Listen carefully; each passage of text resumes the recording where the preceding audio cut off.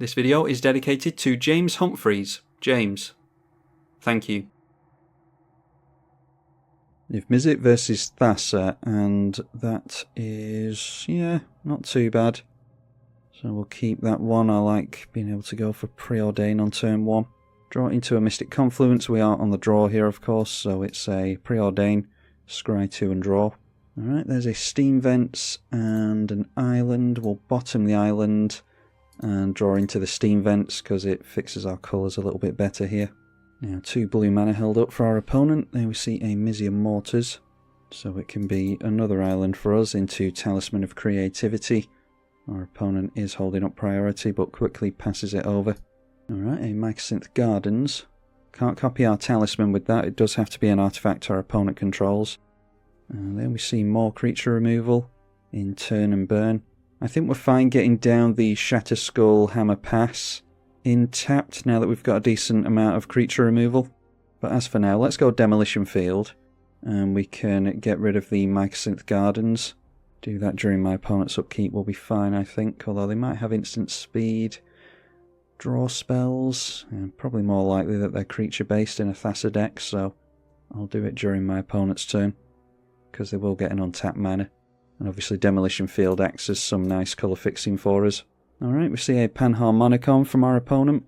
And that is a Reflecting Pool for us, so why don't we drop ourselves a Raven Form. And we'll get rid of that Panharmonicon before it can deal any real damage to us. And then Reflecting Pool allows us to still hold up the burn. Now a Cloud of Fairies from our opponent. That is the type of card that we want to burn. Looks like we're going to be seeing the Thassa. So I expect that they'll be expecting to flicker the Cloud of Fairies and be able to hold up some counter magic or something. So in response to that, we'll go for burn onto the Cloud. And they couldn't have countered our commander anyway. For the longest time when this card first released, I kept forgetting that you can't counter it. Alright, there is a snap for us. Yeah, we're not going to be able to hold up counter magic to protect our commander anyway. So we just go for our commander and cross our fingers, I suppose. There's a trick here. The bird token swinging in towards us. Maybe there's a board wipe of some kind here. It is a Pongify from our opponent, so we will draw a card. Might as well kill off the bird token. Drew into a Sulphur Falls, so we're halfway to recasting our commander at least. Still nothing for the Thassa to flicker. And there's another land, so we can keep hold of the Shatterskull Smashing if we want to. Yeah, we're just holding up the Mana Confluence, or the Mystic Confluence, I think. Swinging at our opponent with the Ape token. And there we see Jace the Mind Sculptor, which we certainly don't want to see here, so we'll hope that they don't have a Spell Pierce or anything. That can be counter a spell and draw 2 cards, because they can't afford the 3 here. Alright, draws us into a Ponder and an Island. We can assume that they don't have a 1 mana or 0 mana counter spell. Surprisingly few creatures we've seen from our opponents so far. Thassa not doing really much of anything. Alright, and there is a counter spell, so we can wait a few more turns and get out the Niv MIzzet again, but whilst it's uncounterable, I suppose it makes perfect sense to keep testing our opponent for Pongify and the like. We can always just replay it. So replaying Niv MIzzet Parun, we will test our opponent on having Rapid Hybridization. Swing in with the Ape token for another 3 points of damage. 3 cards in our opponent's hand. Doesn't look like they have an instant answer for the Niv MIzzet. A Fibbleflip the Lost. So that is going to be another flicker target for them. That will be 2 cards for 2 mana. Okay, so we draw a card. We will ping the Fibbleflip out of the way. Drew into Brother's End, which is always a good one to have. I've made a few small updates to the deck. Drop the island. Go for a Ponder. That draws us a card, of course, so we can ping our opponent this time. Drew us into our own Jace the Mind Sculptor, which we can encourage them to counter. Alright, Mission Briefing is good. Crom Mox is decent with a full grip. And Remand is good as well, so let's go Mission Briefing, Crom Mox, and we'll have the Remand on top ready to draw into. We will not bother shuffling. Ponder, of course, drew us again, so once again we ping our opponent. And now let's see if our opponent has any counter magic up for us. Go for Jace the Mind Sculptor. Alright, and that comes down, so could Fate Seal our opponent, but I like the idea of going for the Brainstorm so that we can keep machine gunning our opponent's life total with the Niv MIzzet. And our opponent decides to scoop it there, yeah. If they don't have any means of control themselves, then they're not likely to do anything about us at this point. Up against Dina this time, and we've got some means of ramp. We can get rid of the Dina with this, only on turn 5 though. Yeah, so maybe not the best. But hopefully the telling time and the Jace can get us into something, so we'll try it. We're on the draw as well. A tap land for our opponent we get into is its Signet, which isn't terrible. Follow in our opponent's footsteps with a tap land. As you would expect, it is a turn 2 Dina, and it is into the Royal here. We just focus on ramping here, I imagine. Nature's Law for our opponent. Missing a land drop though, so the Nature's Law just making sure that they get a 3rd land on turn 3. And we get into our 3rd land on turn 3 naturally. So we'll ramp with the Izzet Signet, and we can go for Jace Vryn's Prodigy, so that we can get Summoning Sickness away from that and start to get towards Telepath Unbound. Now a Cultivate, so they will make a couple of lands this turn. Okay, and a Dig Through Time for us, so I don't think we particularly need to get rid of Dina at this point, but I mean, we've just got instants in hand, so maybe we could just bounce it at the end of turn and try and buy ourselves a bit of time. Let's see if we can get something with Jace during the main phase here. It would be good to keep making lands. Okay, there's a peak, so yeah, get rid of Dig Through Time is fine this early in the game. Have a look at our opponent's hand and draw a card. We see 6 cards in our opponent's hand. Bastion of Remembrance, Epicure of Blood, Valentin and Lisette, Urborg Repossession, Infused with Vitality, and Mortality Spear. So those are some things to keep an eye on. Didn't get into a land though. Behold the Multiverse is a means of getting into a land this turn, so maybe we just do that. And we could go for the Telling Time, I suppose. That way we'll be able to foretell the Behold the Multiverse.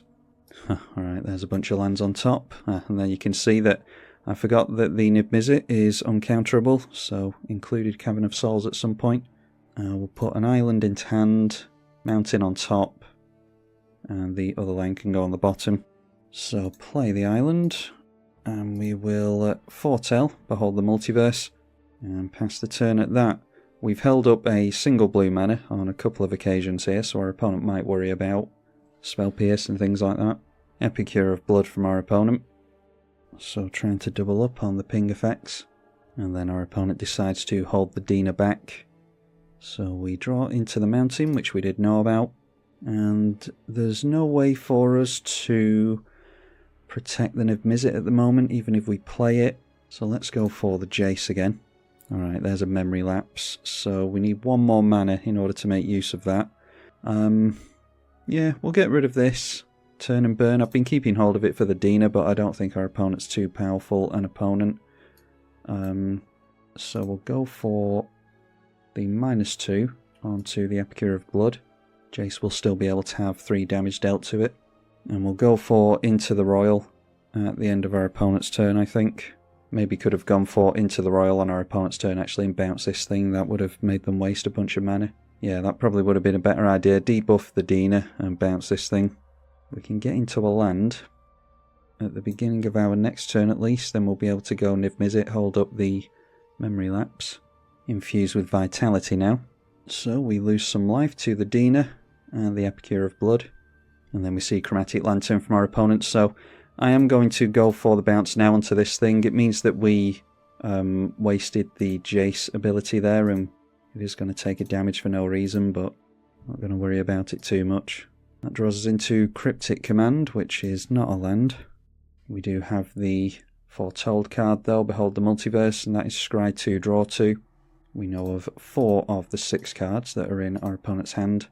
I'm going to go for Behold the Multiverse now. If our opponent wants to swing in, then that is entirely up to them. Vidalcan Shackles is something I'm sure they won't want to see.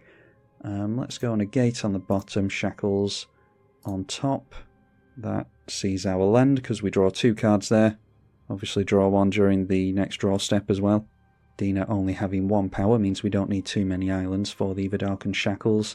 And they do swing in at Jace. Then Valentin into play off the mana from the Chromatic Lantern. Alright, and we draw another island off the top. So going to get down our Niv MIzzet Parun. And then we're just holding up the memory lapse at this point, so we'll plus on the Jace again. This one has Menace, so we'll do it on that. Temple of Malady is a Scryland. And the mystery card, or one of the mystery cards in our opponent's hand, is a Blight Mound. So we know of 3 of the 4 cards at the moment. And we did know about Bastion of Remembrance as well, so we will allow that into play. Maybe they assume that they're going to lose their Dina in combat here. No, not sacrificing their Dina, but we do manage to hold on to Niv MIzzet Parun for a turn. Another island for us. And we do draw into a card, so we'll get rid of the Valentin with the ping from the Niv MIzzet Parun.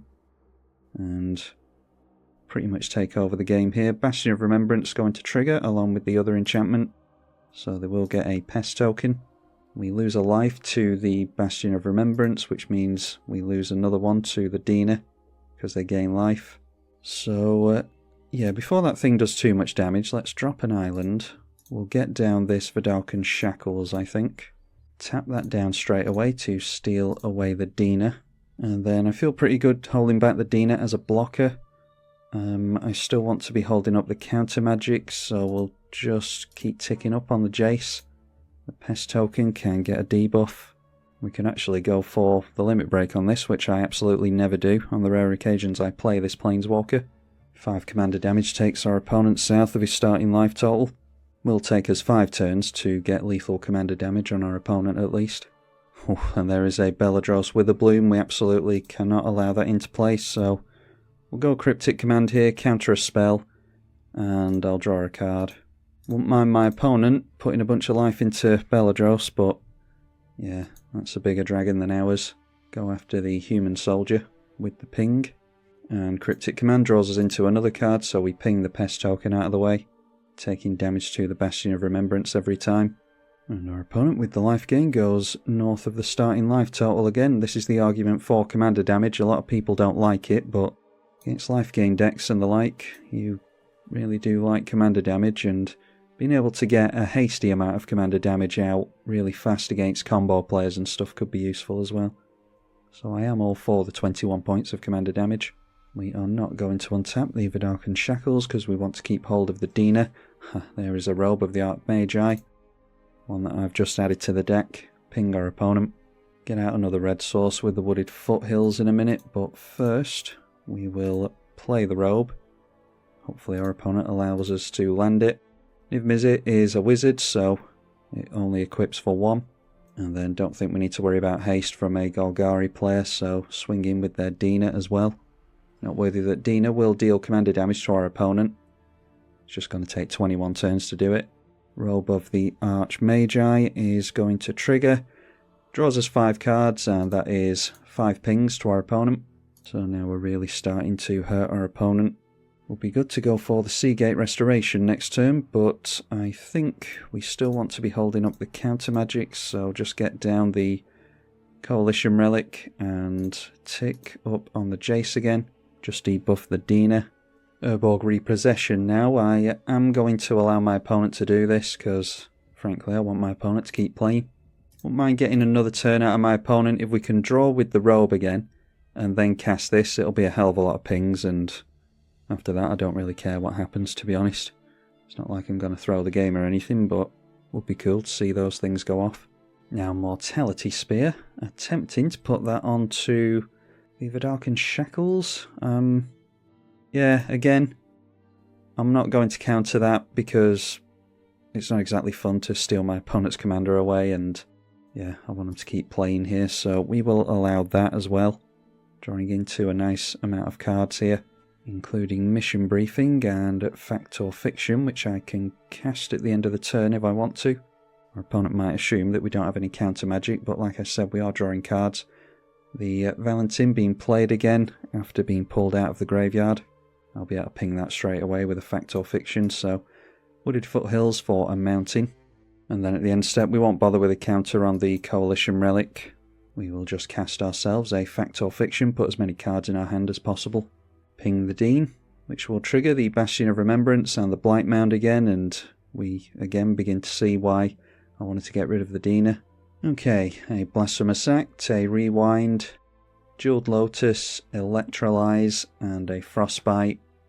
Frostbite is pretty much a lightning bolt with this board state.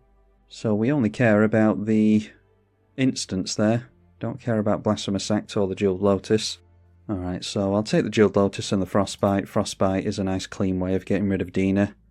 And I suppose it's good to have Jeweled Lotus in hand if by some miracle our opponent did get rid of the commander. Okay, so draw our first card to the draw step. We'll trigger the Niv MIzzet Parun straight on our opponent. 59 cards left in the deck, so we're safe to swing in at our opponent for 5 points of commander, putting them on 15. Robe of the Archmagi triggers again, drawing us 5 cards. And of course that is 5 pings to our opponent, taking them down to 19. There we drew some rocks. There is Chandra, a Snap and an Island. So now I want to go for the Seagate Restoration. So let's just throw out an Island for the sake of it. And this is going to draw us cards equal to the number of cards in our hand. Take our opponent down to 18 after casting that. We've got 16 cards in the hand at the moment. So that draws us 17 cards, and it's 17 further damage to our opponent. And yeah, our opponent sees that he's about to go down here. All we have to do is play one more instant or sorcery and they go down, and obviously we've got a surplus of cards we can choose from here. So yeah, pretty convincing one, but I am strapped for time, so I will leave it there. Hopefully you all enjoyed this very rare revisit to Niv MIzzet Parun. I was on EDH Rec and having a look at some of the more popular commanders, and this is one of them, so hopefully some of you get a kick out of seeing it again before the new set begins. I'm tribalkai. Thank you for watching.